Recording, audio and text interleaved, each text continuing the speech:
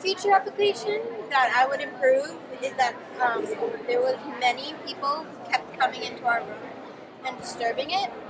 So we would think that if we had a room that the doors locked and we could allow in and out of the people that we chose. But my new question is that if we played like other games, it would affect the game.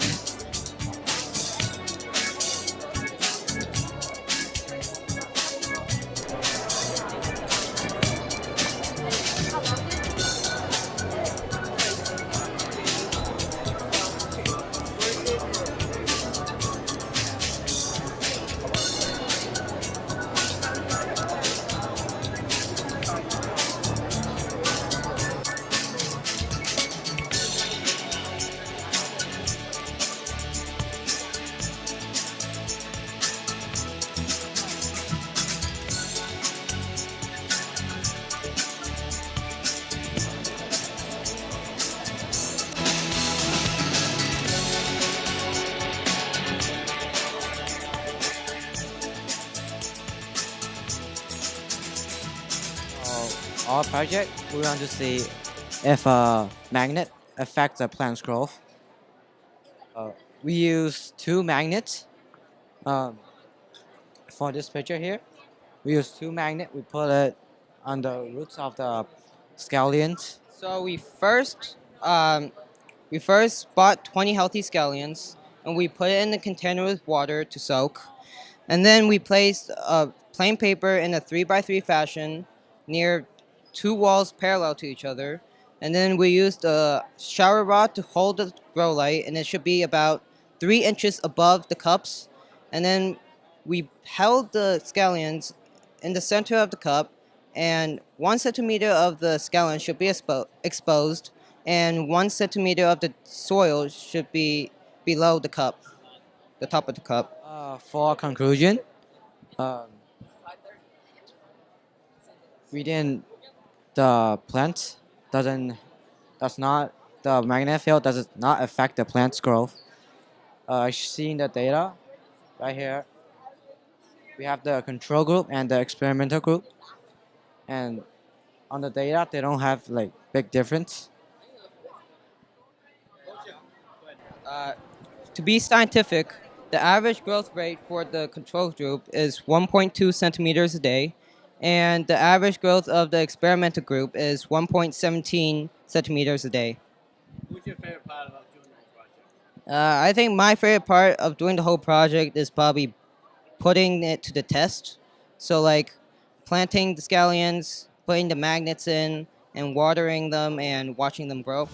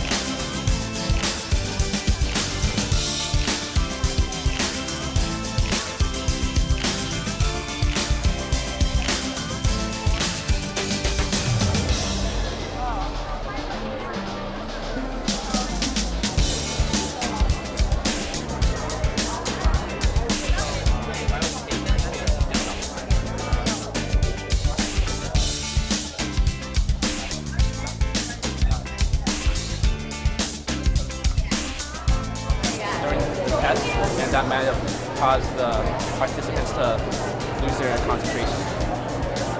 In the future, if we were to do this again, we would make it so that the test subjects are moved into a more isolated area rather than just into the hallway. To avoid less distractions from whatever's around.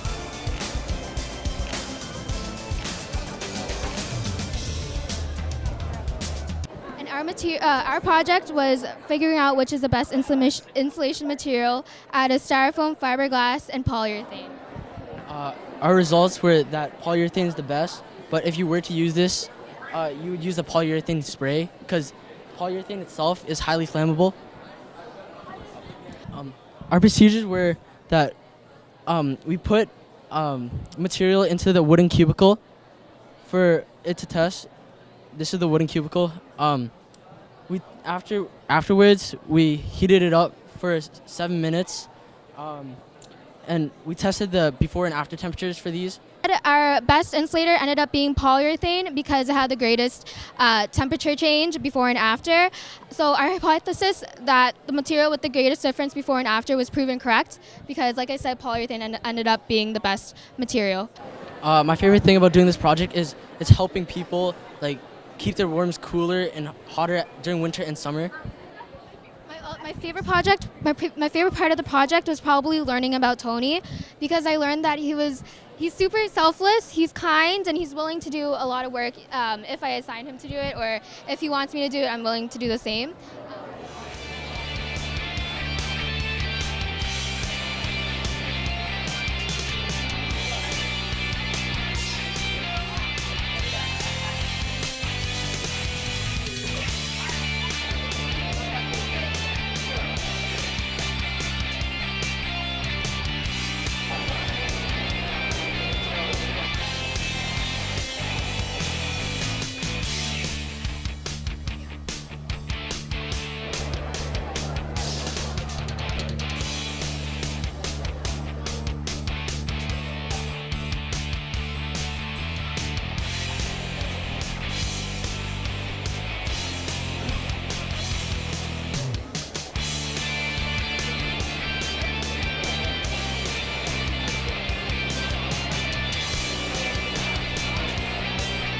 So the name of our project is called Solar Powered Soda Can Heater.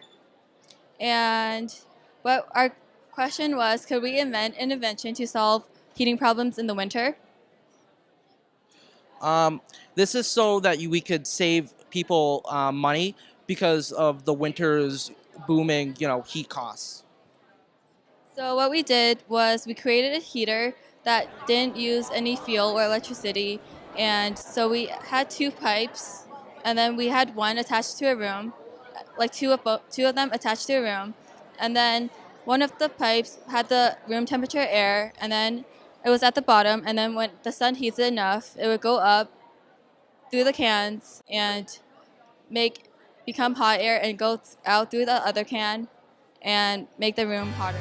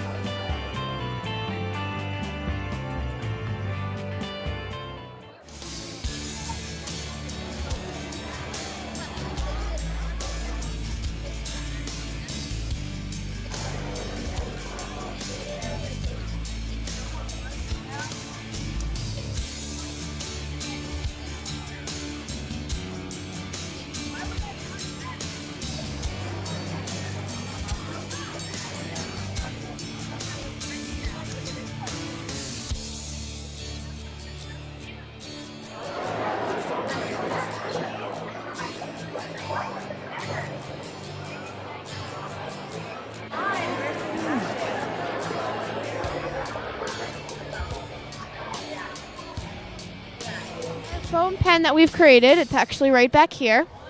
This is what we've made. It can write on the surface of water, which was what we intended to come out with. And that's basically what we did. We used shaving cream and shaving gel as a solution for it, and it can write quite fine on water. We wanted to create something that could write on the surface that you don't usually write on, like water. So that's what we decided to set out to do. Since water isn't something typical that you would write on, it would be really cool and unique for like artists to use, or just for kids to practice their writing skills and still be entertained. Because it's a really cool thing to use, since it's like a pen that writes on water, of course. Who wouldn't want that?